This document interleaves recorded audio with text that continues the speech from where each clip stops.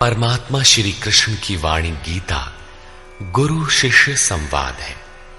अतः अर्जुन ने स्वीकार किया कि शिष्यस्तेहं साधिमाम त्वाम प्रपन्नम। भगवन, मैं आपका शिष्य हूं, आपकी शरण हूं। मुझे वो उपदेश दीजिए जिससे मैं परम श्रेय को प्राप्त हो जाऊं।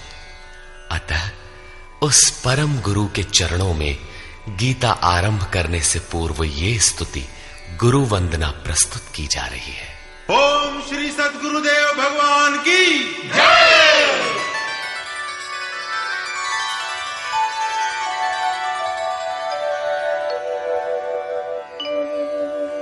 जय सद्गुरुदेवं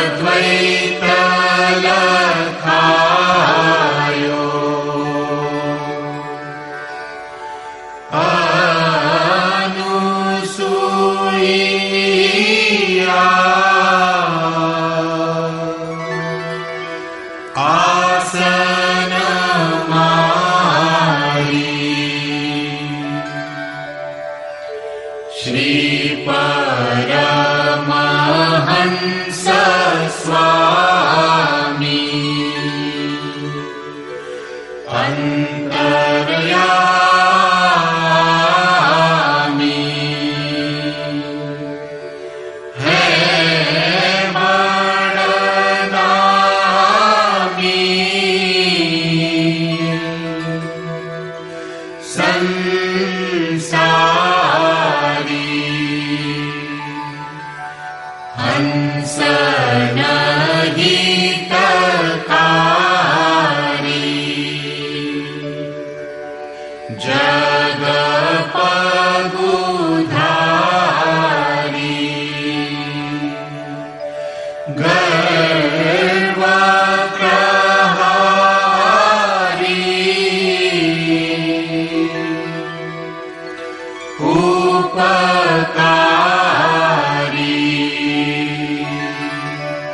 सतपंथ चलायो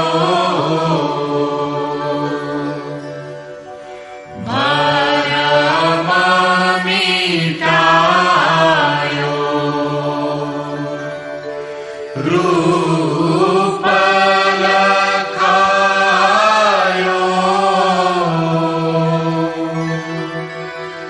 करतारी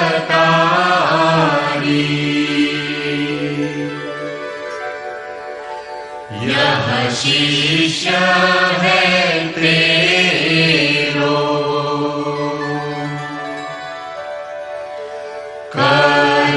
करतनी हो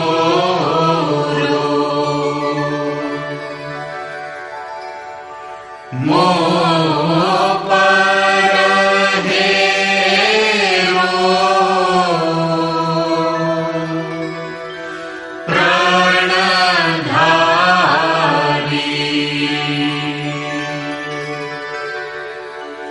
जय सद्गुरुदेवम्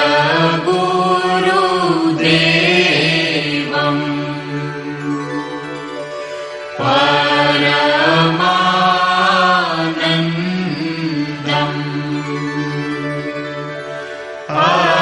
अमर शरीरम्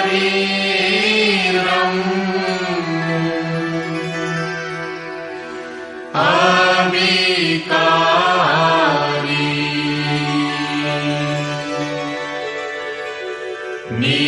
निरगुण निरमूलम्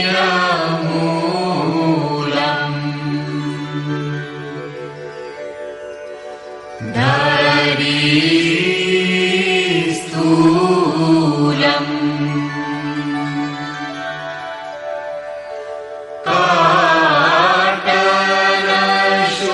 काटनशूलम्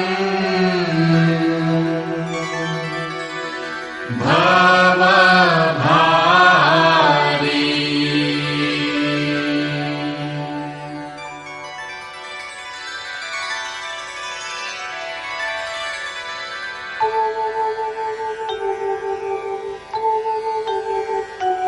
ओम जय गुरुदेव जय गुरुदेव जय गुरुदेव जय गुरुदेव ओम जय गुरुदेव जय गुरुदेव जय गुरुदेव जय गुरुदेव ओम जय गुरुदेव जय गुरुदेव जय गुरुदेव जय गुरुदेव। अमृतंश बहनों तथा भाइयों, जिन महापुरुष ने समस्त वेदों का संकलन किया, वेदांत शास्त्र का प्रवर्तन किया, महाभारत तथा भागवत जिनकी कृतियां हैं, उन्होंने शास्त्रों के रूप में किसी ग्रंथ को मान्यता दी तो वो है भगवान श्री कृष्णोक्त गीता। तरह तरह की पूजा पद्धतियां, परस्पर विरोधी संगठन धर्म के नाम पर प्रचलित हैं, जबकि धर्म का लक्ष्य है एक परमात्मा की शोध। कल्याण स्वरूप वो परमात्मा एक है, उसे प्राप्त करने की निश्चित क्रिया का पालन धर्म है। जब परमात्मा एक है, उसे प्राप्त करने की क्रिया एक है, तो बहुत से पंथ क्यों? इसके समाधान के लिए प्रस्तुत है यथार्थ गीता का भावांश, ये गीता कैसेट। धर्म के सरल स्वरूप और उसकी प्राप्ति हेतु निर्धारित क्रिया का क्रमबद्ध तथा पूर्ण विवरण योगेश्वर श्री कृष्णोक्त गीता है। विश्व के प्रत्येक महापुरुष ने जो कुछ भी साधन बताया है, वो सब का सब तथा अनेक गोपनीय स्थितियों का स्पष्टीकरण अकेले गीता में है। इसलिए संपूर्ण मानव जाति के कल्याण का अतर्क शास्त्र गीता है। महाभारत में संकेत है कि कि जब कौरवों और पांडवों की सेनाएं आमने सामने खड़ी हो गईं, तो संपूर्ण निशांतर कौरवों में प्रवेश कर गए और सभी देवता पांडवों में। इस कथन से महर्षि व्यास ने स्पष्ट कर दिया कि गीता के सभी पात्र देवता या असुर हैं तथा प्रतीकात्मक हैं। प्रत्येक मनुष्य के अंतःकरण में दैवी और आसुरी दो प्रकृतियां अनादिकाल से हैं। दैवी शक्तियों के सहयोग से जब मनुष्य अपने आत्म स्वरूप की ओर अग्रसर होता है, तो काम, क्रोध, राग, द्वेष इत्यादि आसुरी वृत्तियां बाधा के रूप में आक्रमण करती हैं। उनका पार पाना ही वास्तविक युद्ध है। अर्जुन श्रेय के लिए विकल था। उसकी दृष्टि में श्रेय का उपाय था कुल धर्म, पिंडोदक क्रिया, वर्ण संकर से बचाव, कुल क्षय से बचने के लिए युद्ध न करना इत्यादि। मात्र इतनी सी शंका के समाधान हेतु भगवान को उसे 18 अध्याय गीता समझानी पड़ी। अंत में पूछा कि क्या तेरा मोह नष्ट हुआ? अर्जुन ने स्वीकार किया कि भगवान, मेरा मोह नष्ट हो गया और अब मैं वैसा ही करूंगा जैसा भगवान ने उपदेश दिया है। वस्तुतः ये केवल अर्जुन की शंका नहीं थी, बल्कि मानव मात्र की शंका है कि श्रेय क्या है, उसे कैसे प्राप्त करें। इसलिए स्त्री पुरुष, आबाल वृद्ध, मानव मात्र के लिए गीता के 18 अध्याय का अनुशीलन एवं नियमित पाठ नितांत आवश्यक है, जिससे ब्रह्म विधि की स्मृति सृजित रहे तथा बच्चों में भी इन कल्याणकारी संस्कारों का सृजन हो सके। इस गीता ज्ञान के बिना कोई भी मनुष्य उस ईश्वर के पथ पर नहीं चल सकता। अक्षय सुख, शाश्वत शांति, लोक में समृद्धि तथा मूल शंका समाधान हेतु इन कैसेटों का संकलन किया गया है। इसके नियमित श्रवण से संपूर्ण परिवार तथा स्वजन समुदाय को सुसंस्कृत करें। संसार में कहीं भी मनुष्य हो, उसके लिए गीता सदैव अमृत वाहिनी है। गीता आपका शास्त्र है। गौरव का विषय है कि 5000 वर्ष से भी अधिक अंतराल के बाद श्री कृष्ण का यथार्थ गायन आपके सम्मुख है। जन्म जन्मांतर की रूढ़ियों से ग्रस्त मस्तिष्क को स्वच्छ कर चिंतन के प्रशस्त पथ पर चलने के लिए इन कैसेटों का प्रसारण प्रातः अवश्य करें।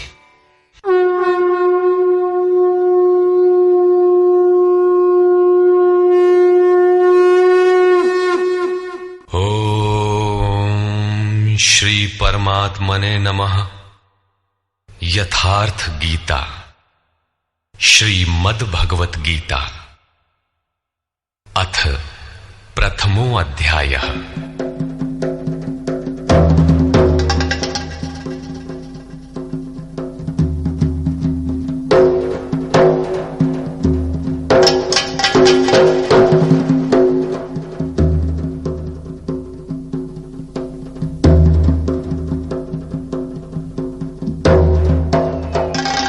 धृतराष्ट्र उवाच।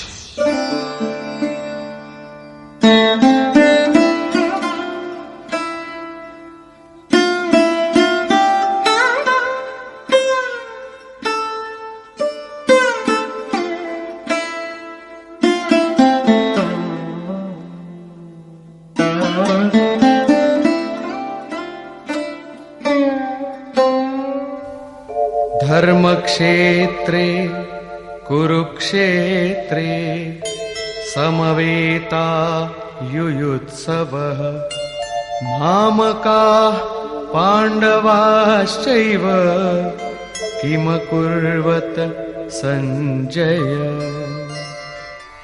धृतराष्ट्र ने पूछा, हे संजय, धर्म क्षेत्र कुरुक्षेत्र में एकत्र युद्ध की इच्छा वाले मेरे और पांडु के पुत्रों ने क्या किया? अज्ञान रूपी धृतराष्ट्र और संयम रूपी संजय। अज्ञान मन के अंतराल में रहता है अज्ञान से आवृत मन धृतराष्ट्र जन्मांध है, किंतु संयम रूपी संजय के माध्यम से यह देखता है, सुनता है। वो समझता है कि परमात्मा ही सत्य है। फिर भी जब तक इससे उत्पन्न मोह रूपी दुर्योधन जीवित है, इसकी दृष्टि सदैव कौरवों पर रहती है, विकारों पर ही रहती है। धर्म एक क्षेत्र है। जब हृदय देश में दैवी संपत्ति का बाहुल्य होता है तो यह शरीर धर्म क्षेत्र बन जाता है, और जब इसमें आसुरी संपत्ति का बाहुल्य होता है तो यह शरीर कुरुक्षेत्र बन जाता है। कुरु अर्थात करो। यह शब्द आदेशात्मक है। भगवान श्री कृष्ण कहते हैं, प्रकृति से उत्पन्न तीनों गुणों द्वारा परवश होकर मनुष्य कर्म करता है। वो क्षण मात्र भी कर्म किए बिना नहीं रह सकता, गुण उससे करा लेते हैं। तीनों गुण मनुष्य को देवता से कीट पर्यंत शरीरों में ही बांधते हैं। जब तक प्रकृति और प्रकृति से उत्पन्न गुण जीवित हैं, तब तक कुरु लगा रहेगा। अतः जन्म मृत्यु वाला क्षेत्र, विकारों वाला क्षेत्र कुरुक्षेत्र है, और परम धर्म परमात्मा में प्रवेश दिलाने वाली पुण्यमयी प्रवृत्तियों का क्षेत्र धर्म क्षेत्र है। पुरातत्वविद पंजाब में काशी प्रयाग के मध्य तथा अनेकानेक स्थलों पर कुरुक्षेत्र की शोध में लगे हैं, किंतु गीताकार ने स्वयं बताया है कि जिस क्षेत्र में यह युद्ध हुआ वो कहां है। इदम शरीरम कौन्तेय क्षेत्र मित्य भिधीयते। अर्जुन, ये शरीर ही क्षेत्र है, और जो इसको जानता है, इसका पार पा लेता है, वो क्षेत्रज्ञ है। आगे इन्होंने क्षेत्र का विस्तार बताया, जिसमें 10 इंद्रियां, मन, बुद्धि, अहंकार, 5 विकार और 3 गुणों का वर्णन है। शरीर ही क्षेत्र है, एक अखाड़ा है। इसमें लड़ने वाली प्रवृत्तियां 2 हैं, दैवी संपद और आसुरी संपद। पांडु की संतान और धृतराष्ट्र की संतान सजातीय और विजातीय प्रवृत्तियां। अनुभवी महापुरुष की शरण जाने पर इन दोनों प्रवृत्तियों में संघर्ष का सूत्रपात होता है। यह क्षेत्र क्षेत्रज्ञ का संघर्ष है, और यही वास्तविक युद्ध है। विश्व युद्धों से इतिहास भरा पड़ा है, किंतु उनमें जीतने वालों को भी शाश्वत विजय नहीं मिलती। ये तो आपसी बदले हैं। प्रकृति का सर्वथा शमन करके प्रकृति से परे की सत्ता का दिग्दर्शन करना और उसमें प्रवेश पाना ही वास्तविक विजय है। यही एक ऐसी विजय है जिसके पीछे हार नहीं है। यही मुक्ति है जिसके पीछे जन्म मृत्यु का बंधन नहीं है। इस प्रकार अज्ञान से आच्छादित प्रत्येक मन संयम के द्वारा जानता है कि क्षेत्र क्षेत्रज्ञ के युद्ध में क्या हुआ। अब जैसा जिसके संयम का उत्थान है, वैसे वैसे उसे दृष्टि आती जाएगी। संजय उवाच। दृष्ट्वा तु पाण्डवानीकं व्यूढं दुर्योधनस्तदा आचार्यमुपसंगम्य राजा वचनमब्रवीत्। उस समय राजा दुर्योधन ने व्यूह रचना युक्त पांडवों की सेना को देखकर द्रोणाचार्य के पास जाकर ये वचन कहा। द्वैत के आचरण ही द्रोणाचार्य हैं। जब जानकारी हो जाती है कि हम परमात्मा से अलग हो गए हैं, वहां उसकी प्राप्ति के लिए तड़प पैदा हो जाती है। तभी हम गुरु की तलाश में निकलते हैं। दोनों प्रवृत्तियों के बीच यही प्राथमिक गुरु है। यद्यपि बाद के सद्गुरु योगेश्वर श्री कृष्ण होंगे, जो योग की स्थिति वाले होंगे। राजा दुर्योधन आचार्य के पास जाता है। मोह रूपी दुर्योधन। मोह संपूर्ण व्याधियों का मूल है, राजा है।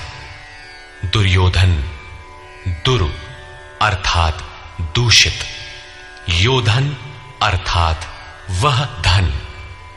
आत्मिक संपत्ति ही स्थिर संपत्ति है, उसमें जो दोष उत्पन्न करता है वो है मोह। ये प्रकृति की ओर खींचता है और वास्तविक जानकारी के लिए प्रेरणा भी प्रदान करता है।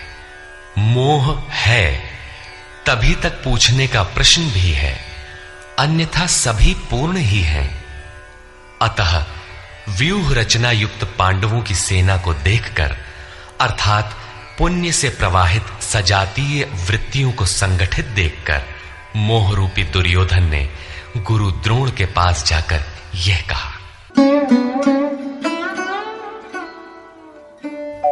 पश्यैतां पांडुपुत्राणां आचार्य महतीं चमू व्यूढ़ां द्रुपदपुत्रेण तव शिष्येण धीमता। हे आचार्य, आपके बुद्धिमान शिष्य द्रुपद पुत्र धृष्टद्युम्न द्वारा व्यूहाकार खड़ी की हुई पांडु पुत्रों की इस भारी सेना को देखिए। शाश्वत अचल पद में आस्था रखने वाला दृढ़ मन ही धृष्टद्युम्न है। यही पुण्यमयी प्रवृत्तियों का नायक है। साधन कठिन न मन कर टेका। साधन कठिन नहीं, मन की दृढ़ता कठिन होनी चाहिए। अब देखें सेना का विस्तार। अत्र शूरा महेश्वासा भीमार्जुन समायुधि युयुधानो विराटश्च द्रुपदश्च महारथः। इस सेना में महेश्वासा, महान ईश में वास दिलाने वाले भाव रूपी भीम, अनुराग रूपी अर्जुन के समान बहुत से शूरवीर, जैसे सात्विकता रूपी सात्यकी, विराट सर्वत्र ईश्वरी प्रवाह की धारणा, महारथी राजा द्रुपद अर्थात अचल स्थिति, तथा धृष्टकेतुश्चेकितानः काशीराजश्च वीर्यवान् पुरुजित् कुन्तिभोजश्च शैब्यश्च नरपुंगवः। धृष्टकेतु दृढ़ कर्तव्य, चेकितानः जहां भी जाए वहां से चित्त को खींचकर इष्ट में स्थिर करना, काशीराजः काया रूपी काशी में ही वो साम्राज्य है, पुरजित स्थूल सूक्ष्म और कारण शरीरों पर विजय दिलाने वाला पुरुजित, कुंती भोजः कर्तव्य से भव पर विजय, नरों में श्रेष्ठ शैव्य अर्थात सत्य व्यवहार। युधामन्युश्च विक्रान्तः उत्तमौजाश्च वीर्यवान् सौभद्रो द्रौपदेयाश्च सर्व एव महारथाः। और पराक्रमी युधामन्यु, युद्ध के अनुरूप मन की धारणा, उत्तमौजाः शुभ की मस्ती, सुभद्रा पुत्र अभिमन्यु। जब शुभ आधार आ जाता है तो मन भय से रहित हो जाता है। ऐसा शुभ आधार से उत्पन्न अभय मन, ध्यान रूपी द्रौपदी के पांचों पुत्र, वात्सल्य, लावण्य, सौम्यता, स्थिरता, सहृदयता, सब के सब महारथी है। साधन पथ पर संपूर्ण योग्यता के साथ चलने की क्षमताएं हैं। इस प्रकार दुर्योधन ने पांडव पक्ष के 15-20 नाम गिनाए, जो दैवी संपद के महत्वपूर्ण अंग है।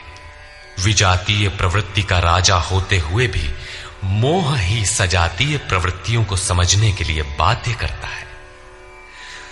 दुर्योधन अपना पक्ष संक्षेप में कहता है, यदि कोई बाह्य युद्ध होता तो अपनी फौज बढ़ा चढ़ा कर गिनाता, विकार कम गिनाए गए, क्योंकि उन पर विजय पाना है, वे नाशवान हैं। केवल 5-7 विकार बताए गए, जिनके अंतराल में संपूर्ण बहिर्मुखी प्रवृत्ति विद्यमान है, जैसे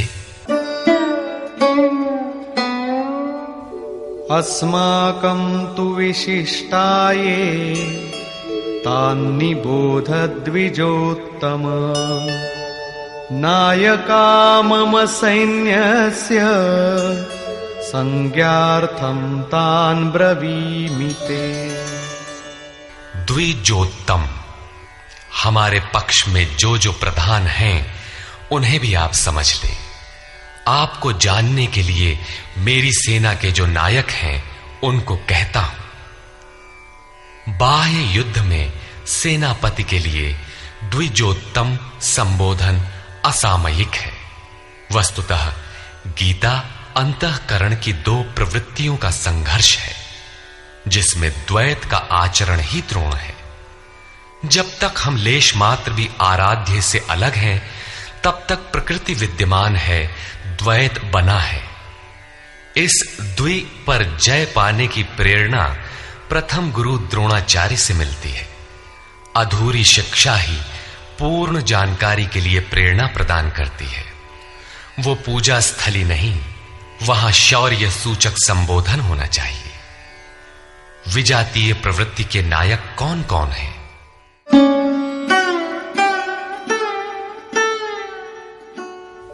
भवान् भीष्मश्च कर्णश्च कृपश्च समितिञ्जयः अश्वत्थामा विकर्णश्च सौमदत्तिस्तथैव च।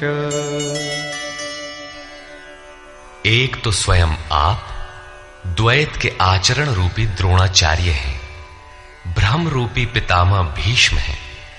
भ्रम इन विकारों का उद्गम है, अंत तक जीवित रहता है, इसलिए पितामह है। समूची सेना मर गई, ये जीवित था। शरशैया पर अचेत था, फिर भी जीवित था। ये है भ्रम रूपी भीष्म। भ्रम अंत तक रहता है।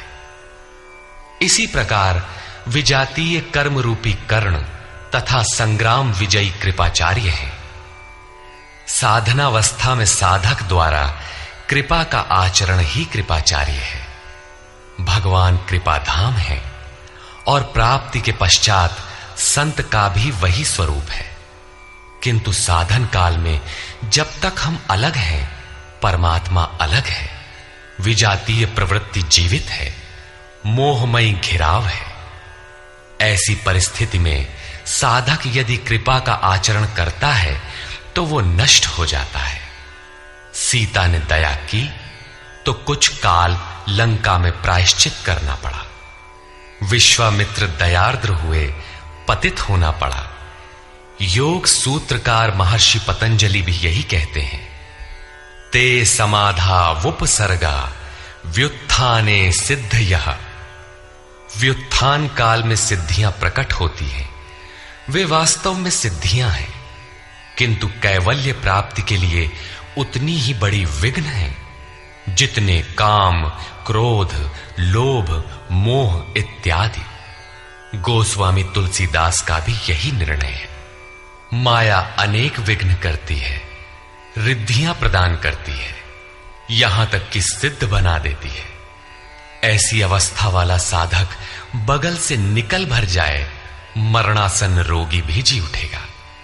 वो भले ठीक हो जाए, किंतु साधक उसे अपनी देन मान बैठे तो नष्ट हो जाएगा।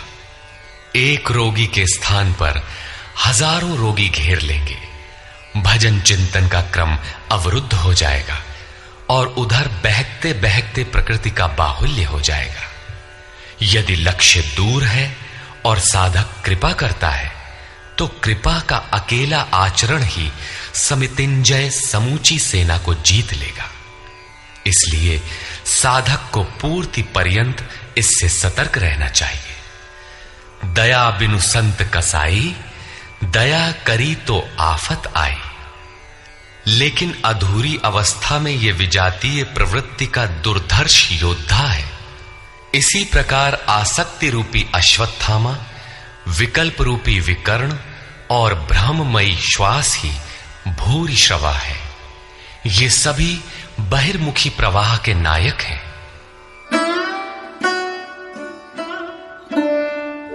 अन्ये च बहवः शूराः मदर्थे त्यक्तजीविताः नानाशस्त्रः प्रहरणाः सर्वे युद्धविशारदाः। और भी बहुत से शूरवीर अनेक शस्त्रों से युक्त मेरे लिए जीवन की आशा को त्याग कर युद्ध में डटे हैं। सभी मेरे लिए प्राण त्यागने वाले हैं, किंतु उनकी कोई ठोस गणना नहीं है। अब कौन सी सेना किन भावों द्वारा सुरक्षित है, इस पर कहते हैं अपर्याप्तं तदस्माकं बलं भीष्माभिरक्षितं पर्याप्तं त्विदमेतेषां बलं भीमाभिरक्षितम्। भीष्म द्वारा रक्षित हमारी सेना सब प्रकार से अजेय है और भीम द्वारा रक्षित इन लोगों की सेना जीतने में सुगम है। पर्याप्त और अपर्याप्त जैसे श्लिष्ट शब्द का प्रयोग दुर्योधन की आशंका को व्यक्त करता है। अतः देखना है कि भीष्म कौन सी सत्ता है जिस पर कौरव निर्भर करते हैं, तथा भीम कौन सी सत्ता है जिस पर दैवी संपद संपूर्ण पांडव निर्भर है। दुर्योधन अपनी व्यवस्था देता है कि अयनेषु च सर्वेषु यथा भागमवस्थिताः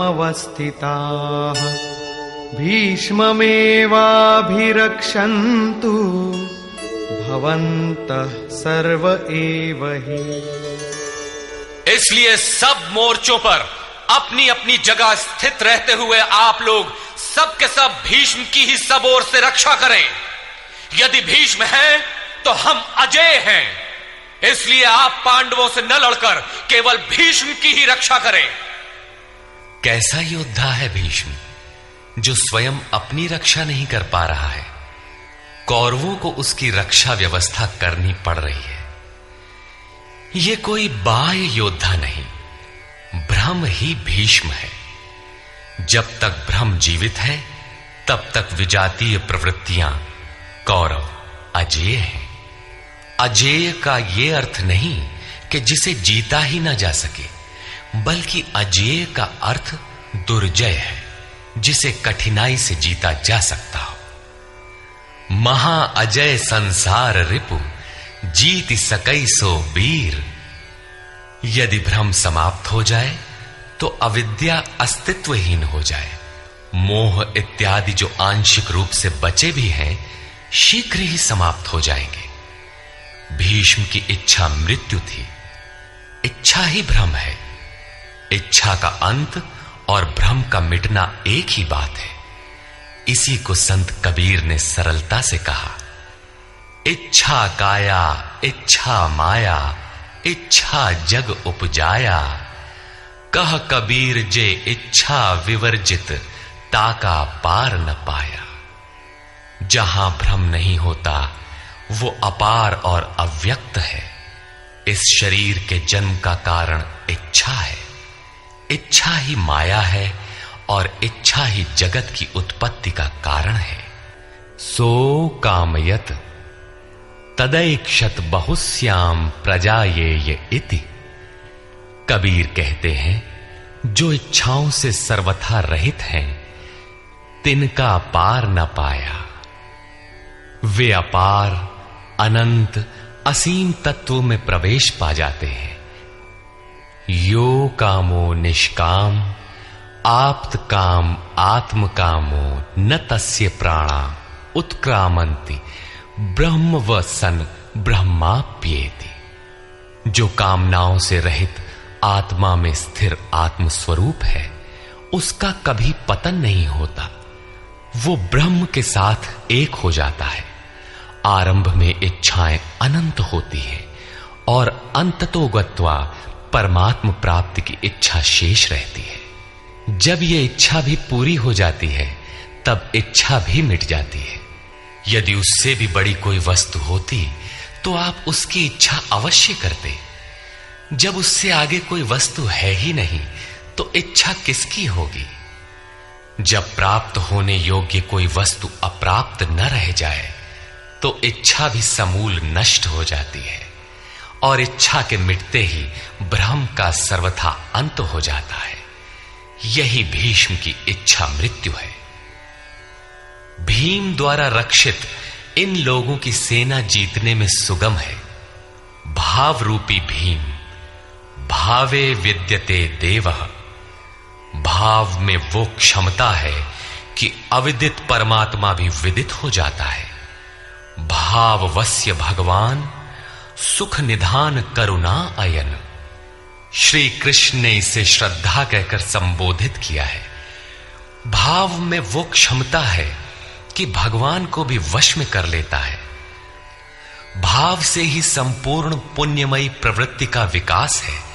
ये पुण्य का संरक्षक है तो इतना बलवान कि परम देव परमात्मा को संभव बनाता है, किंतु साथ ही इतना कोमल भी है कि आज भाव है तो कल अभाव में बदलते देर नहीं लगती।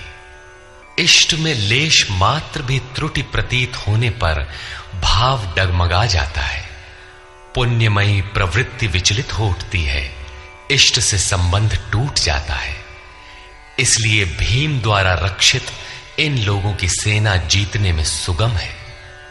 महर्षि पतंजलि का भी यही निर्णय है। स तु दीर्घकाल नैरंतर्य सत्कारा सेवितो दृढ़ भूमि। दीर्घ काल तक निरंतर श्रद्धा भक्ति पूर्वक किया हुआ साधन ही दृढ़ हो पाता है।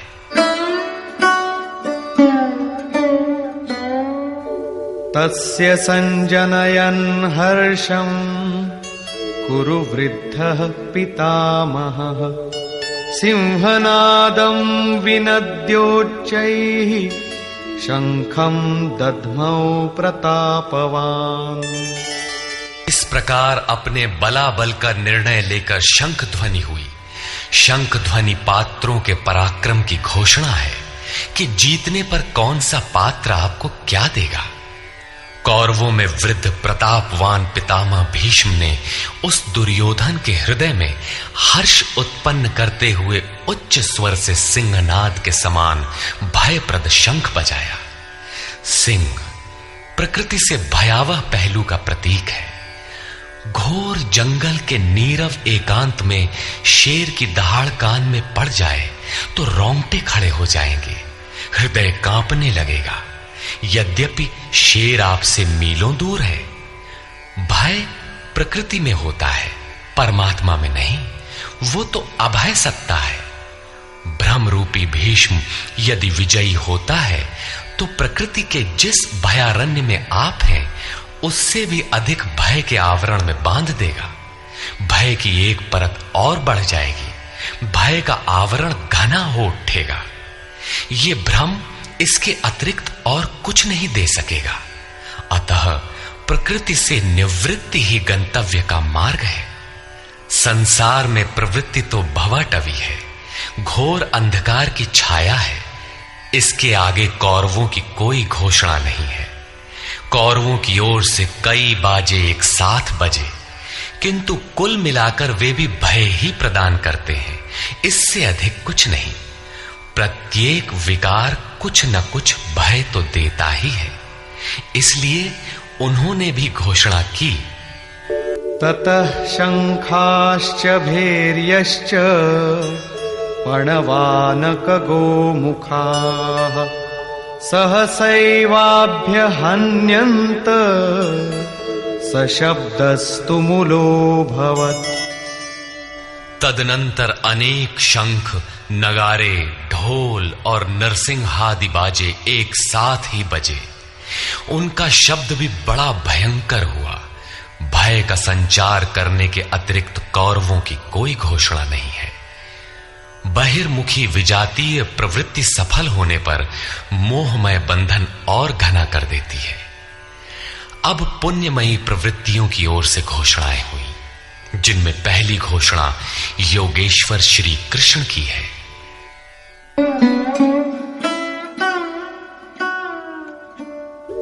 ततः श्वेतैर्हयैर्युक्ते महती स्यन्दने स्थितौ माधव पाण्डवश्चैव दिव्यौ शंखौ प्रदध्मतु। इसके उपरांत श्वेत घोड़ों से युक्त, जिनमें लेश मात्र कालिमा दोष नहीं है, श्वेत सात्विक निर्मलता का प्रतीक है। महति स्यन्दने, महान रथ पर बैठे हुए योगेश्वर श्री कृष्ण और अर्जुन ने भी अलौकिक शंख बजाए। अलौकिक का अर्थ है लोकों से परे। मृत्युलोक, देवलोक, ब्रह्मलोक, जहां तक जन्म मरण का भय है, उन समस्त लोकों से परे पारलौकिक पारमार्थिक स्थिति प्रदान करने की घोषणा योगेश्वर श्री कृष्ण की है। सोने चांदी काठ का रथ नहीं, रथ अलौकिक, शंख अलौकिक, अतः घोषणा भी अलौकिक ही है। लोकों से परे एकमात्र ब्रह्म है, सीधा उससे संपर्क स्थापित कराने की घोषणा है। पांचजन्यं ऋषिकेशो देवदत्तं धनञ्जयः पौंड्रं दध्मौ महाशंखं भीमकर्मावृकोदरः।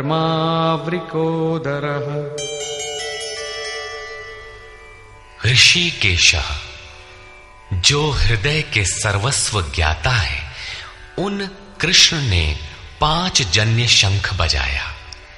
पांचों ज्ञानेंद्रियों को पंच तन्मात्राओं शब्द, स्पर्श, रूप, रस, गंध के रसों से समेटकर अपने जन भक्त की श्रेणी में ढालने की घोषणा की। विकराल रूप से बहकती हुई इंद्रियों को समेटकर उन्हें अपने सेवक की श्रेणी में खड़ा कर देना हृदय से प्रेरक सद्गुरु की देन है। श्री कृष्ण एक योगेश्वर सद्गुरु थे। शिष्यस्तेहम्, भगवन मैं आपका शिष्य हूं।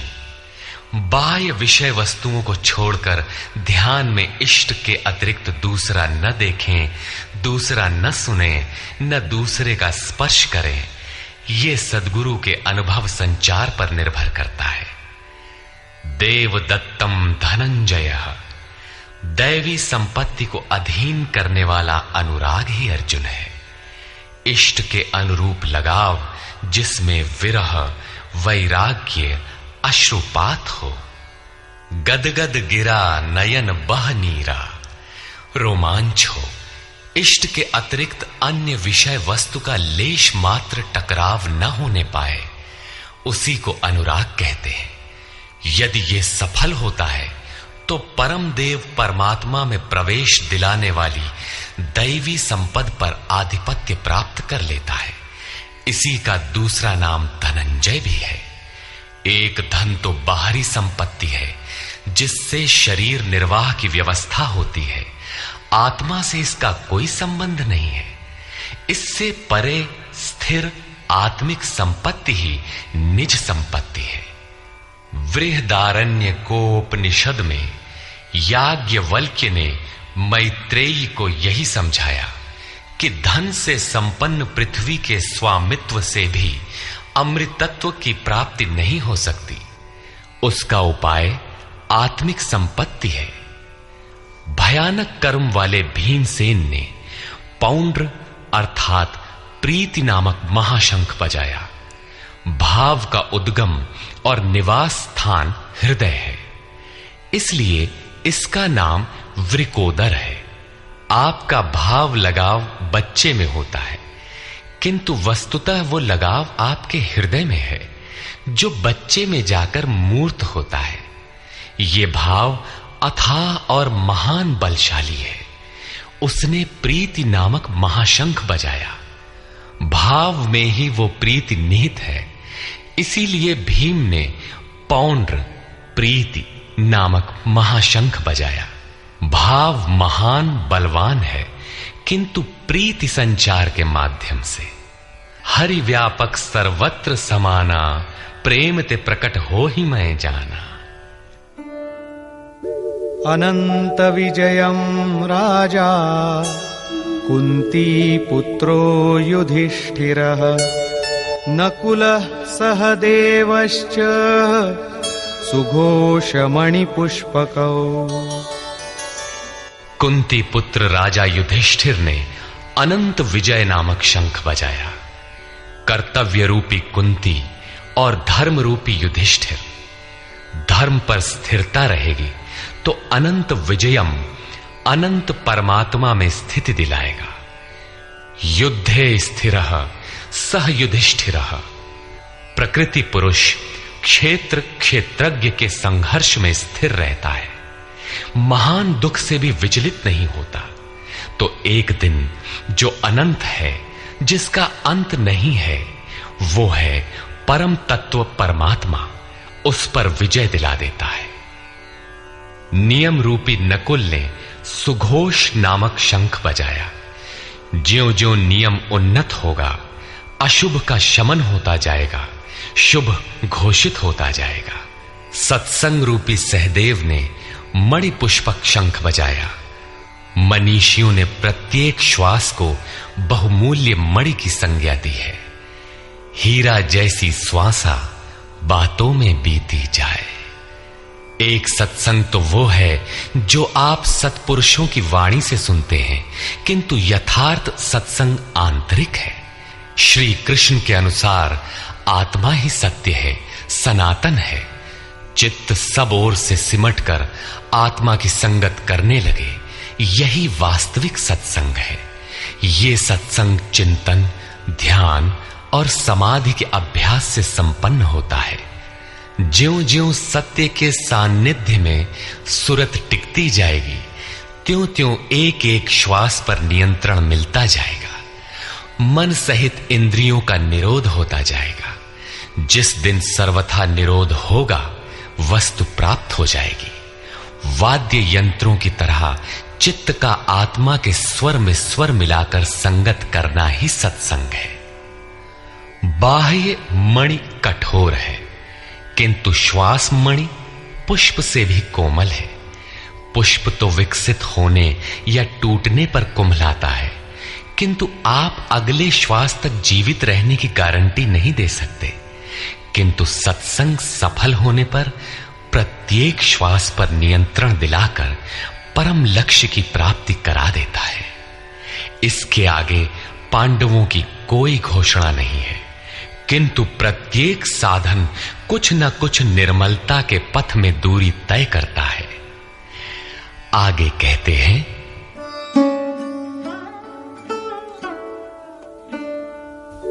काश्यश्च परमेश्वासः शिखण्डी च महारथः धृष्टद्युम्नो विराटश्च सात्यकिश्चापराजितः। काया रूपी काशी। पुरुष जब सब ओर से मन सहित इंद्रियों को समेटकर काया में ही केंद्रित करता है, तो परमेश्वासः परम ईश में वास का अधिकारी हो जाता है। परम ईश में वास दिलाने में सक्षम काया ही काशी है। काया में ही परम ईश का निवास है। परमेश्वास का अर्थ श्रेष्ठ धनुष वाला नहीं, बल्कि परम धन ईश धन वास है। शिखा सूत्र का त्याग ही शिखंडी है। आजकल लोग सिर के बाल कटा लेते हैं और सूत्र के नाम पर गले की जनेऊ हटा लेते हैं, अग्नि जलाना छोड़ देते हैं। हो गया सन्यास उनका। नहीं, वस्तुतः शिखा लक्ष्य का प्रतीक है जिसे आपको पाना है, और सूत्र है संस्कारों का। जब तक आगे परमात्मा को पाना शेष है, पीछे संस्कारों का सूत्रपात लगा हुआ है, तब तक त्याग कैसा, सन्यास कैसा? अभी तो चलने वाले पथिक हैं। जब प्राप्तव्य प्राप्त हो जाए, पीछे लगे हुए संस्कारों की डोर कट जाए, ऐसी अवस्था में ब्रह्म सर्वथा शांत हो जाता है।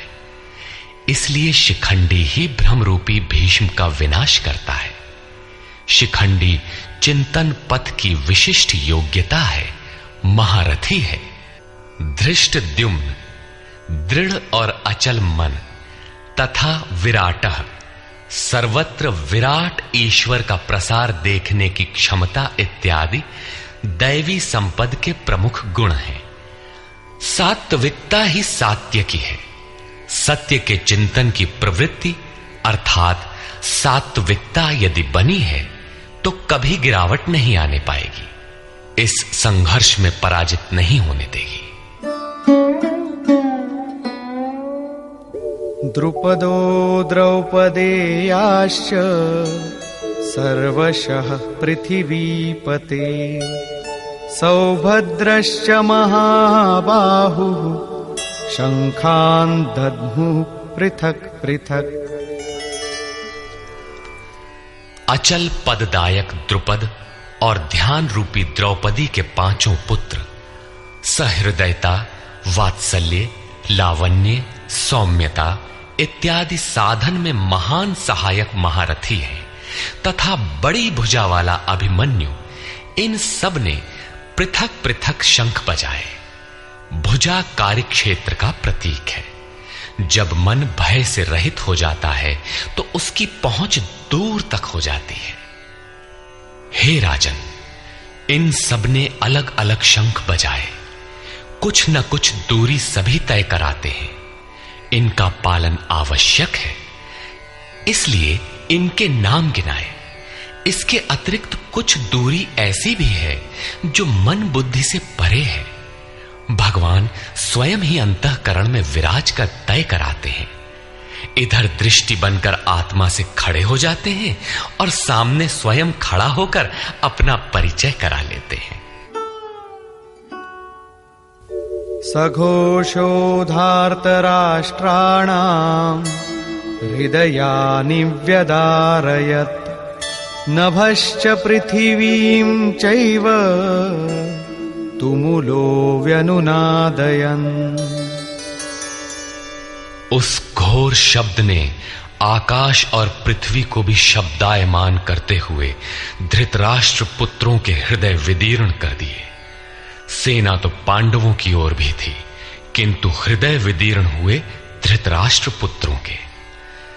वस्तुतः पांचजन्य दैवी शक्ति पर आधिपत्य, अनंत पर विजय, अशुभ का शमन और शुभ की घोषणा धारावाही होने लगे तो कुरुक्षेत्र आसुरी संपद, बहिर्मुखी प्रवृत्तियों का हृदय विदीर्ण हो जाएगा। उनका बल शनैः शनैः क्षीण होने लगता है। सर्वथा सफलता मिलने पर मोहमयी प्रवृत्तियां सर्वथा शांत हो जाती हैं।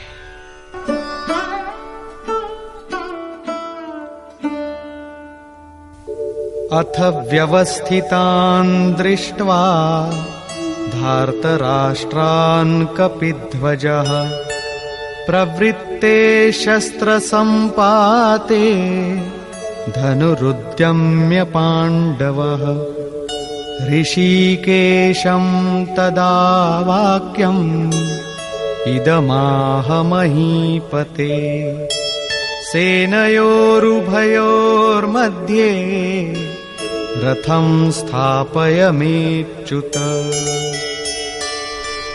संयम रूपी संजय ने अज्ञान से आवृत मन को समझाया कि हे राजन, उसके उपरांत कपिध्वजः वैराग्य रूपी हनुमान, वैराग्य ही ध्वज है जिसका। ध्वज राष्ट्र का प्रतीक माना जाता है, कुछ लोग कहते हैं ध्वजा चंचल थी, इसलिए कपिध्वज कहा गया, किंतु नहीं, यहां कपि साधारण बंदर नहीं, स्वयं हनुमान थे, जिन्होंने मान अपमान का हनन किया था। सममान निरादर आदरहीन। प्रकृति की देखी सुनी वस्तुओं से, विषयों से राग का त्याग ही वैराग्य है। अतः वैराग्य ही जिसकी ध्वजा है, उस अर्जुन ने व्यवस्थित रूप से धृतराष्ट्र पुत्रों को खड़े देखकर शस्त्र चलने की तैयारी के समय धनुष उठाकर ऋषिकेशम, जो हृदय के सर्वस्व ज्ञाता है, उन योगेश्वर श्री कृष्ण से ये वचन कहा, हे अच्युत, जो कभी च्युत नहीं होता, मेरे रथ को दोनों सेनाओं के बीच खड़ा करिए। यहां सारथी को दिया गया आदेश नहीं, इष्ट सदगुरु से की गई प्रार्थना है, किस लिए खड़ा करें?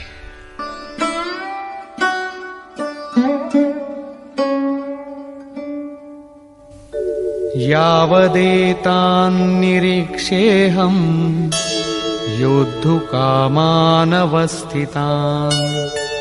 कैर्मया सह योद्धव्यम् अस्मिन् रणसमुद्यमे। जब तक मैं इन स्थित हुए युद्ध की कामना वालों को अच्छी प्रकार देख न लूं कि इस युद्ध के उद्योग में मुझे किन किन के साथ युद्ध करना योग्य है, इस युद्ध व्यापार में मुझे किन किन के साथ युद्ध करना है। योत्स्यमानान् वेक्षेऽहम् य एतेऽत्र समागताः धार्तराष्ट्रस्य दुर्बुद्धेर्युद्धे प्रियचिकीर्षवः।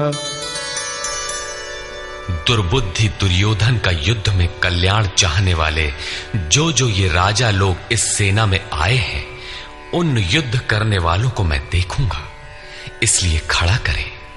मोह रूपी दुर्योधन, मोहमयी प्रवृत्तियों का कल्याण चाहने वाले जो राजा इस युद्ध में आए हैं, उनको मैं देख लूं।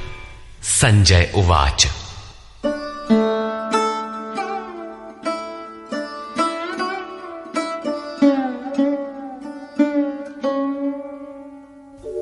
एवमुक्तो ऋषिकेशो गुडाकेशेन भारत सेनयोरुभयोर्मध्ये स्थापयित्वा रथोत्तमम् भीष्मद्रोणप्रमुखतः सर्वेषां च महीक्षिताम् उवाच पार्थ पश्यैतान् समवेतान् कुरुनीति। संजय बोला, निद्राजयी अर्जुन द्वारा इस प्रकार कहे जाने पर हृदय के ज्ञाता श्री कृष्ण ने दोनों सेनाओं के बीच भीष्म, द्रोण और महीक्षिताम, शरीर रूपी पृथ्वी पर अधिकार जमाए हुए संपूर्ण राजाओं के बीच उत्तम रथ को खड़ा करके कहा कि पार्थ, इन इकट्ठे हुए कौरवों को देख, यहां उत्तम रथ सोने चांदी का रथ नहीं है। संसार में उत्तम की परिभाषा नश्वर शरीर के प्रति अनुकूलता प्रतिकूलता से की जाती है। ये परिभाषा अपूर्ण है। जो हमारे आत्मा, हमारे स्वरूप का सदैव साथ दे, वही उत्तम है, जिसके पीछे अनुत्तम मलिनता न हो। तत्रापश्यत् स्थितान् पार्थः पितॄनथ पितामहान् आचार्यान् मातुलान् भ्रातॄन् पुत्रान् पौत्रान् सखींस्तथा श्वशुरान् सुहृदश्चैव सेनयोरुभयोरपि। इसके उपरांत अचूक लक्ष्य वाले पार्थिव शरीर को रथ बनाने वाले पार्थ ने उन दोनों सेनाओं में स्थित पिता के भाइयों को, पितामहों को, आचार्यों को, मामाओं को, भाइयों को, पुत्रों को, पौत्रों को, मित्रों को, श्वसुरों को और सुहृदों को देखा। दोनों सेनाओं में अर्जुन को केवल अपना परिवार, मामा का परिवार, ससुराल का परिवार, सुहृद और गुरुजन दिखाई पड़े। प्रचलित गणना के अनुसार 18 अक्षौहिणी 2.5-3 अरब के लगभग होता है, जो आज के विश्व की जनसंख्या के समकक्ष है। इतने मात्र के लिए यदा कदा विश्व स्तर पर आवास, खाद्य समस्या बन जाती है। इतना बड़ा जन समूह अर्जुन के 3-4 रिश्तेदारों का परिवार मात्र था। क्या इतना बड़ा भी किसी का परिवार होता है? कदापि नहीं। यह हृदय देश का चित्रण है। तान् समीक्ष्य स कौन्तेयः सर्वान् बन्धूनवस्थितान् कृपया परयाविष्टो विषीदन्निदमब्रवीत्। इस प्रकार खड़े हुए उन संपूर्ण बंधुओं को देखकर अत्यंत करुणा से आवृत वो कुंती पुत्र अर्जुन शोक करता हुआ बोला। अर्जुन उवाच।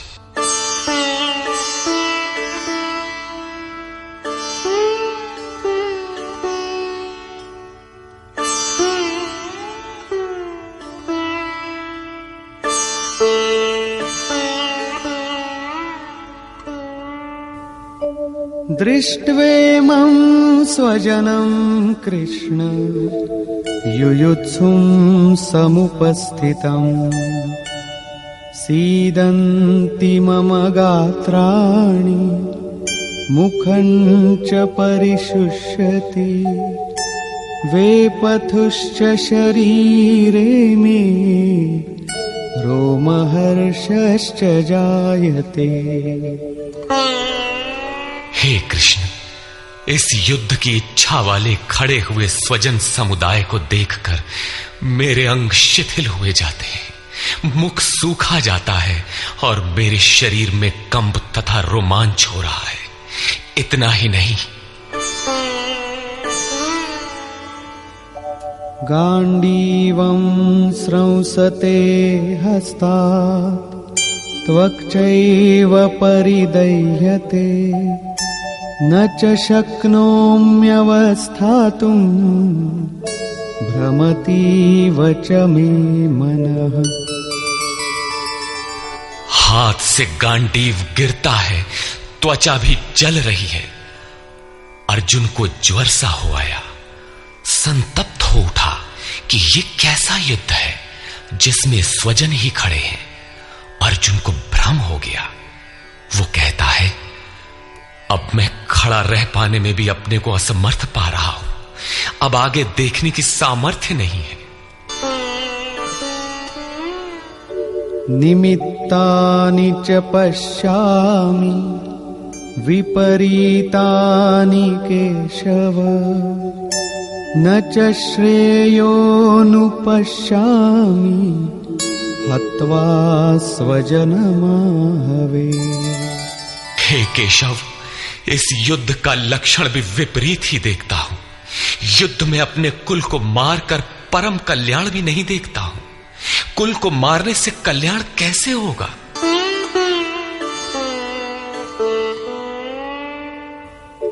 न कांक्षे विजयं कृष्ण न च राज्यं सुखानि च किन्नो राज्येन गोविन्द किं भोगैर्जीवितेन वा।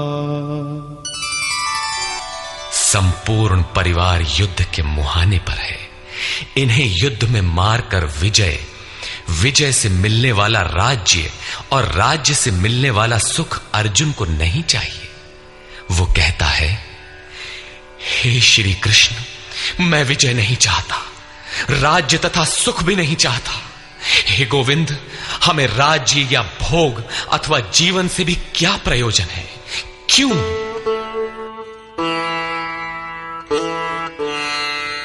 येषामर्थे काङ्क्षितं नो राज्यं भोगाः सुखानि च तैमेव स्थिता युद्धे प्राणांस् त्यक्त्वा धनानि च। हमें जिनके लिए राज्य भोग और सुखादिक इच्छित हैं, वे ही परिवार जीवन की आशा त्याग कर युद्ध के मैदान में खड़े। हमें राज्य इच्छित था तो परिवार को लेकर, भोग सुख और धन की पिपासा थी तो स्वजन और परिवार के साथ उन्हें भोगने की थी। किंतु जब सब के सब प्राणों की आशा त्याग कर खड़े हैं तो मुझे सुख राज्य या भोग नहीं चाहिए। ये सब इन्हीं के लिए प्रिय थे। इनसे अलग होने पर हमें इनकी आवश्यकता नहीं है। जब तक परिवार रहेगा तब तक ये वासनाएं भी रहती हैं। झोपड़ी में रहने वाला भी अपने परिवार, मित्र और स्वजन को मारकर विश्व का साम्राज्य स्वीकार नहीं करेगा। अर्जुन यही कहता है कि हमें भोग प्रिय थे, विजय प्रिय थी, किंतु जिनके लिए थी जब वे ही नहीं रहेंगे तो भोगों से क्या प्रयोजन। इस युद्ध में मारना किसे है।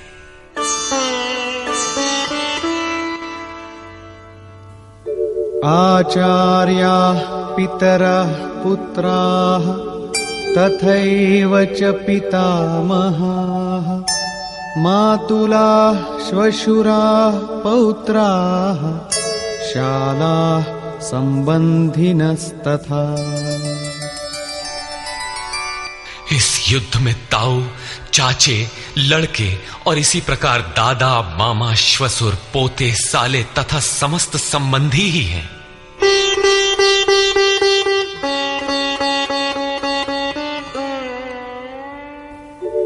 एतान्न हन्तुमिच्छामि घ्नतोऽपि मधुसूदन अपि त्रैलोक्यराज्यस्य हेतो किन्नु मही कृते।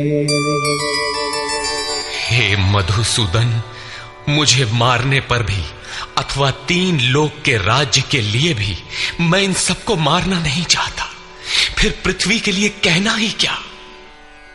18 अक्षौहिणी सेना में अर्जुन को अपना परिवार ही दिखाई पड़ा।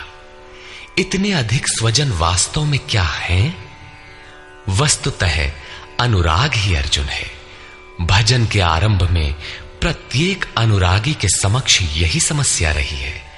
सभी चाहते हैं कि हम भजन करें, उस परम सत्य को पालें, किंतु किसी अनुभवी सद्गुरु के संरक्षण में कोई अनुरागी जब क्षेत्रज्ञ के संघर्ष को समझता है कि हमें किन से लड़ना है तो वो हताश हो जाता है। वो चाहता है कि हमारे पिता का परिवार, ससुराल का परिवार, मामा का परिवार, सुहृद, मित्र और गुरुजन साथ रहें, सभी सुखी रहें और इन सब की व्यवस्था करते हुए हम परमात्म स्वरूप की प्राप्ति भी कर लें। किंतु जब वो समझता है कि आराधना में अग्रसर होने के लिए परिवार छोड़ना होगा, इन संबंधों का मोह समाप्त करना होगा, तो वो अधीर हो उठता है। पूज्य महाराज जी कहा करते थे, मरना और साधु होना बराबर है। साधु के लिए सृष्टि में दूसरा कोई जीवित है भी, किंतु घर वालों के नाम पर कोई नहीं है। यदि कोई है तो लगाव है, मोह समाप्त कहां हुआ। जहां तक लगाव है उसका पूर्ण त्याग, उस लगाव के अस्तित्व मिटने पर ही उसकी विजय है। इन संबंधों का प्रसार ही तो जगत है, अन्यथा जगत में हमारा क्या है। तुलसीदास कहे चिद विलास जग, बूझत बूझत बूझ है। मन का प्रसार ही जगत है। योगेश्वर कृष्ण ने भी मन के प्रसार को ही जगत कहकर संबोधित किया। जिसने इसके प्रभाव को रोक लिया उसने चराचर जगत ही जीत लिया। इहैव तैर्जितः सर्गो येषां साम्ये स्थितम मनः। केवल अर्जुन अधीर था ऐसी बात नहीं है। अनुराग सबके हृदय में है। प्रत्येक अनुरागी अधीर होता है, उसे संबंधी याद आने लगते हैं। पहले वो सोचता था कि भजन से कुछ लाभ होगा तो ये सब सुखी होंगे, इनके साथ रहकर उसे भोगेंगे। जब ये साथ ही नहीं रहे तो सुख लेकर क्या करेंगे। अर्जुन की दृष्टि राज्य सुख तक ही सीमित थी। वो त्रिलोकी के साम्राज्य को ही सुख की पराकाष्ठा समझता था। इसके आगे भी कोई सत्य है, इसकी जानकारी अर्जुन को अभी नहीं है। निहत्य धार्तराष्ट्रान्नः का प्रीति स्याज्जनार्दन पापमेवाश्रयेदस्मान् हत्वैतानाततायिनः।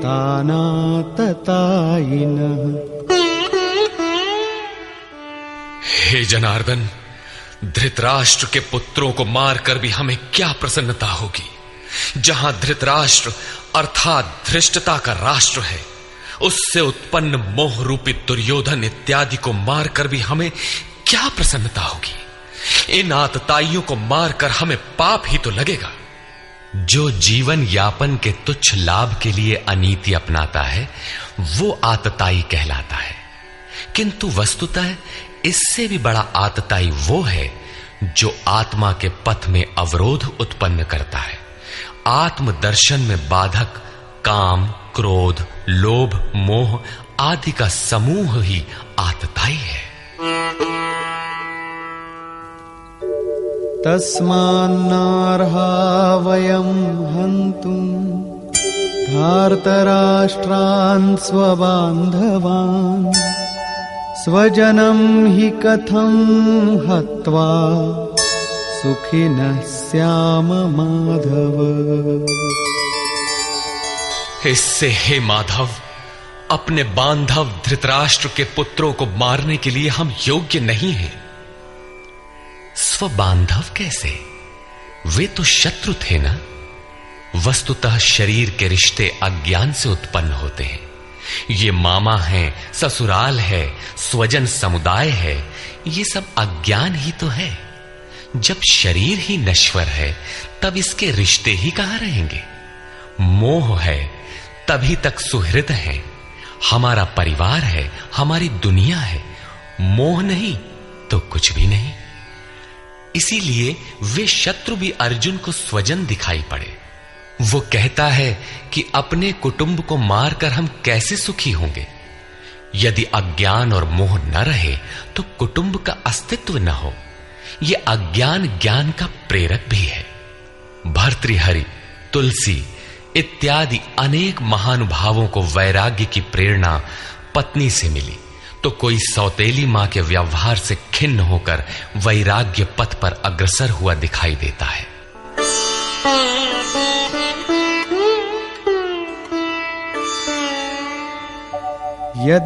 यद्यप्येतेन पश्यन्ति लोभोपहत चेतसः कुलक्षयकृतं दोषं मित्रद्रोहे च पातकम्। यद्यपि लोभ से भ्रष्ट चित्त हुए ये लोग कुल नाश के दोष और मित्र द्रोह के पाप को नहीं देखते हैं, ये उनकी कमी है। फिर भी कथं न ज्ञेयमस्माभिः पापादस्मान्निवर्तितुं कुलक्षयकृतं दोषं प्रपश्यद्भिर्जनार्दन। हे जनार्दन, कुल नाश से होने वाले दोषों को जानने वाले हम लोगों को इस पाप से हटने के लिए क्यों नहीं विचार करना चाहिए। मैं ही पाप करता हूं ऐसी बात नहीं, आप भी भूल करने जा रहे हैं। कृष्ण पर भी आरोप लगाया। अभी वो समझ में अपने को कृष्ण से कम नहीं मानता। प्रत्येक नया साधक सद्गुरु की शरण जाने पर इसी प्रकार तर्क करता है और अपने को जानकारी में कम नहीं समझता। यही अर्जुन भी कहता है कि ये भले न समझें, किंतु हम आप तो समझदार हैं। कुल नाश के दोषों पर हमें विचार करना चाहिए। कुल नाश में दोष क्या है? कुलक्षये प्रणश्यन्ति कुलधर्माः सनातनाः धर्मे नष्टे कुलं कृत्स्नम् अधर्मो विभवत्युत। कुल के नाश होने से सनातन कुल धर्म नष्ट हो जाते हैं। अर्जुन कुल धर्म कुलाचार को ही सनातन धर्म समझ रहा था। धर्म के नाश होने पर संपूर्ण कुल को पाप भी बहुत दबा लेता है। अधर्माभिभवात् कृष्ण प्रदुष्यन्ति कुलस्त्रियः स्त्रीषु दुष्टासु वार्ष्णेय जायते वर्णसंकरः। हे कृष्ण, पाप के अधिक बढ़ जाने से कुल की स्त्रियां दूषित हो जाती हैं। हे वार्ष्णेय, स्त्रियों के दूषित होने पर वर्ण संकर उत्पन्न होता है। अर्जुन की मान्यता थी कि कुल की स्त्रियों के दूषित होने से वर्ण संकर होता है, किंतु श्री कृष्ण ने इसका खंडन करते हुए आगे बताया कि मैं अथवा स्वरूप में स्थित महापुरुष यदि आराधना क्रम में भ्रम उत्पन्न कर दे तब वर्ण संकर होता है। वर्ण संकर के दोषों पर अर्जुन प्रकाश डालता है।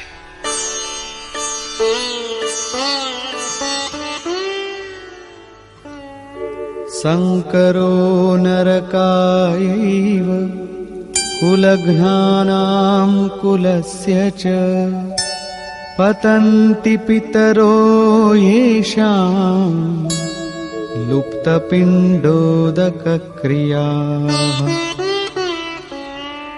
वर्ण संकर कुल घातियों और कुल को नरक में ले जाने के लिए ही होता है। लुप्त हुई पिंड क्रिया वाले इनके पितर लोग भी गिर जाते हैं। वर्तमान नष्ट हो जाता है, अतीत के पितर गिर जाते हैं और भविष्य वाले भी गिरेंगे। इतना ही नहीं, दोषैरेतैः कुलघ्नानां वर्णसंकरकारकैः उत्साद्यन्ते जातिधर्माः कुलधर्माश्च शाश्वताः। इन वर्ण संकर कारक दोषों से कुल और कुलघातियों के सनातन कुल धर्म और जाति धर्म नष्ट हो जाते हैं। अर्जुन मानता था कि कुल धर्म सनातन है, कुल धर्म ही शाश्वत है, किंतु श्री कृष्ण ने इसका खंडन किया और आगे बताया कि आत्मा ही सनातन शाश्वत धर्म है। वास्तविक सनातन धर्म को जानने से पहले मनुष्य धर्म के नाम पर किसी न किसी रूढ़ि को जानता है। ठीक इसी प्रकार अर्जुन भी जानता है जो कृष्ण के शब्दों में एक रूढ़ि है। उत्सन्न कुलधर्माणां मनुष्याणां जनार्दन नरके नियतं वासो भवतीत्यनुशुश्रुम।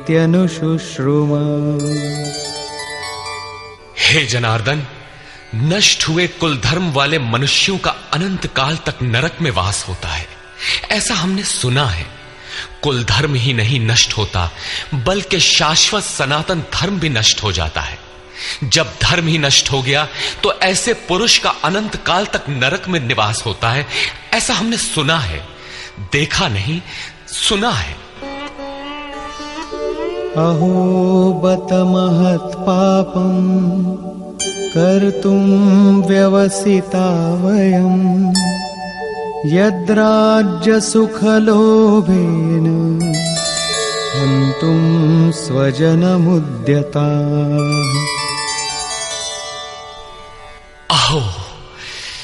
शोक है कि हम लोग बुद्धिमान होकर भी महान पाप करने को तैयार हुए हैं। राज्य और सुख के लोभ से अपने कुल को मारने के लिए उद्यत हुए हैं। अभी अर्जुन अपने को कम ज्ञाता नहीं समझता। आरंभ में प्रत्येक साधक इसी प्रकार बोलता है। महात्मा बुद्ध का कथन है कि मनुष्य जब अधूरी जानकारी रखता है तो अपने को महान ज्ञानी समझता है, और जब आधे से आगे की जानकारी हासिल करने लगता है तो अपने को महान मूर्ख समझता है। ठीक इसी प्रकार अर्जुन भी अपने को ज्ञानी ही समझता है। वो कृष्ण को ही समझाता है कि उस पाप से परम कल्याण हो, ऐसी बात भी नहीं। केवल राज्य और सुख के लोभ में पड़कर हम लोग कुल नाश करने को उद्यत हुए हैं। महान भूल कर रहे हैं। हम ही भूल कर रहे हैं, ऐसी बात नहीं, आप भी भूल कर रहे हैं। एक धक्का कृष्ण को भी दिया। अंत में अर्जुन अपना निर्णय देता है। यदि माम प्रतीकारम् अशस्त्रं शस्त्रपाणयः धार्तराष्ट्रारणे हन्युः तन्मे क्षेमतरं भवेत्। यदि मुझ शस्त्र रहित न सामना करने वाले को शस्त्रधारी धृतराष्ट्र के पुत्र रण में मारे तो उनका वो मारना भी मेरे लिए अति कल्याणकारक होगा। इतिहास तो कहेगा कि अर्जुन समझदार था, जिसने अपनी बलि देकर युद्ध बचा लिया। लोग प्राणों की आहुति दे डालते हैं कि भोले भाले मासूम बच्चे सुखी रहें, कुल तो बचा रहे। मनुष्य विदेश चला जाए, वैभवपूर्ण प्रासाद में रहे, किंतु 2 दिन बाद उसे अपनी छोड़ी हुई झोपड़ी याद आने लगती है। मोह इतना प्रबल होता है। इसीलिए अर्जुन कहता है कि शस्त्रधारी धृतराष्ट्र के पुत्र मुझ न प्रतिकार करने वाले को रण में मार दें, तब भी वो मेरे लिए अति कल्याणकारी होगा, ताकि लड़के तो सुखी रहें। संजय उवाच।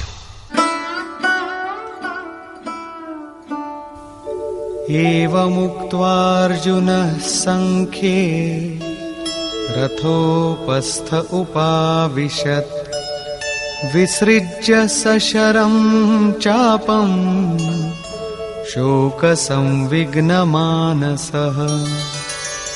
संजय बोला कि रणभूमि में शोक से उद्विग्न मन वाला अर्जुन इस प्रकार कहकर बाण सहित धनुष को त्याग कर रथ के पिछले भाग में बैठ गया, अर्थात क्षेत्र क्षेत्रज्ञ के संघर्ष में भाग लेने से पीछे हट गया। निष्कर्ष। गीता क्षेत्र क्षेत्रज्ञ के युद्ध का निरूपण है। यह ईश्वरीय विभूतियों से संपन्न भगवत स्वरूप को दिखाने वाला गायन है। यह गायन जिस क्षेत्र में होता है वह युद्ध क्षेत्र शरीर है, जिसमें 2 प्रवृत्तियां हैं, धर्म क्षेत्र और कुरुक्षेत्र। उन सेनाओं का स्वरूप और उनके बल का आधार बताया। शंख ध्वनि से उनके पराक्रम की जानकारी मिली।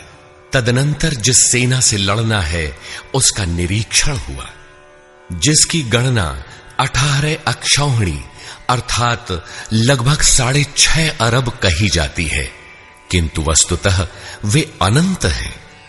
प्रकृति के दृष्टिकोण 2 हैं। एक इष्टोन्मुखी प्रवृत्ति दैवी संपद, दूसरी बहिर्मुखी प्रवृत्ति आसुरी संपद।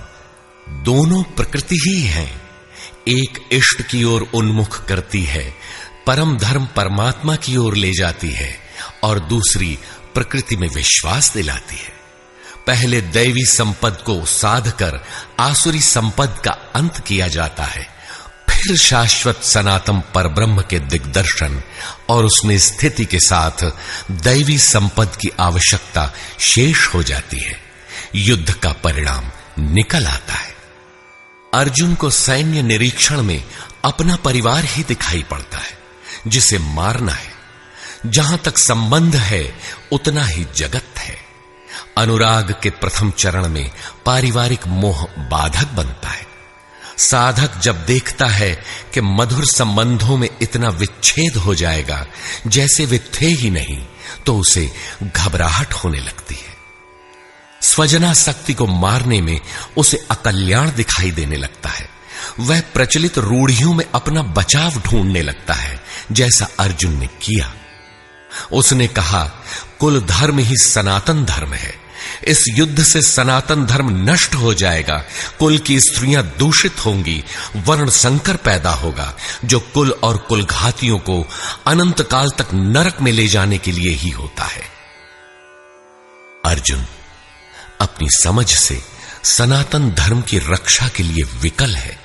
उसने श्री कृष्ण से अनुरोध किया कि हम लोग समझदार होकर भी यह महान पाप क्यों करें।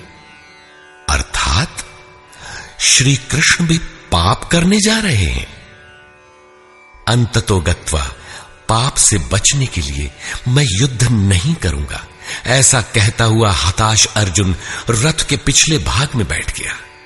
क्षेत्रज्ञ के संघर्ष से पीछे हट गया। टीकाकारों ने इस अध्याय को अर्जुन विषाद योग कहा है। अर्जुन अनुराग का प्रतीक है।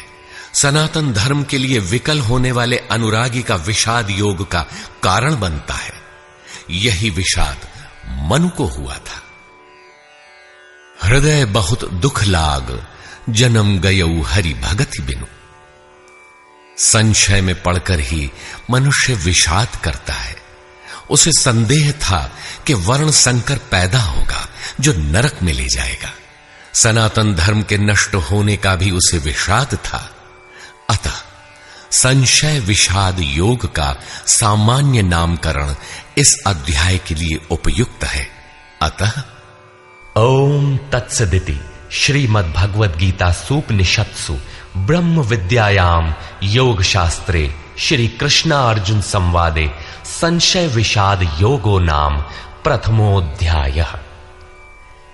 इस प्रकार स्वामी अड़गड़ानंद कृत श्रीमद् भगवद गीता के भाष्य यथार्थ गीता का प्रथम अध्याय पूर्ण होता है।